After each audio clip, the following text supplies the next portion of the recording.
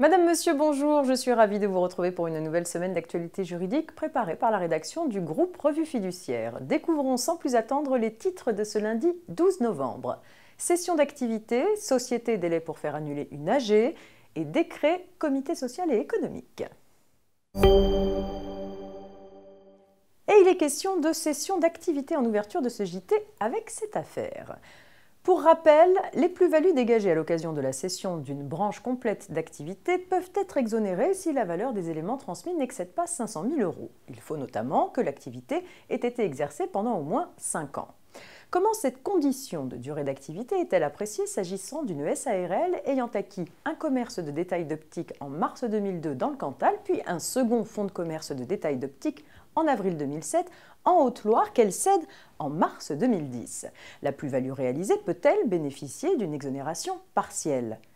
Oui, selon le Conseil d'État qui considère, contrairement à la doctrine administrative, que la durée minimale de 5 ans doit être décomptée à partir du début effectif d'activité. Lorsque l'activité est exercée successivement ou simultanément dans plusieurs fonds, la loi n'exige pas que ceux-ci aient été eux-mêmes détenus ou exploités pendant au moins 5 ans à la date de leur cession. Dans cette affaire, la SARL exerçant cette activité commerciale depuis mars 2002, soit plus de 5 ans, à la date de la cession en mars 2010, la plus-value réalisée peut bien bénéficier de l'exonération.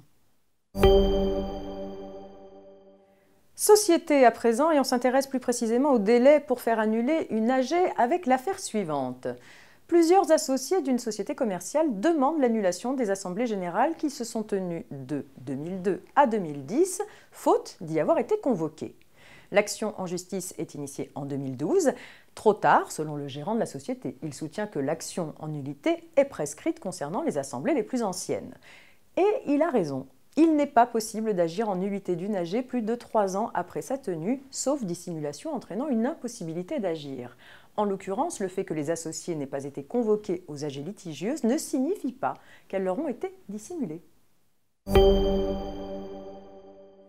Deux décrets précisent sur plusieurs points le fonctionnement du comité social et économique. Leurs mesures sont entrées en vigueur le 29 octobre dernier, sauf précision contraire. L'une des dispositions fixe à 10% le plafond du reliquat annuel du budget de fonctionnement pouvant être transféré aux activités sociales et culturelles. Pour rappel, si le budget de fonctionnement versé au CSE est normalement destiné à son fonctionnement, le comité peut, depuis la réforme, décider de transférer une partie de son reliquat annuel vers le budget destiné aux ASC. Une autre disposition revient sur la limitation à 3 du nombre de mandats successifs qu'un élu peut exercer.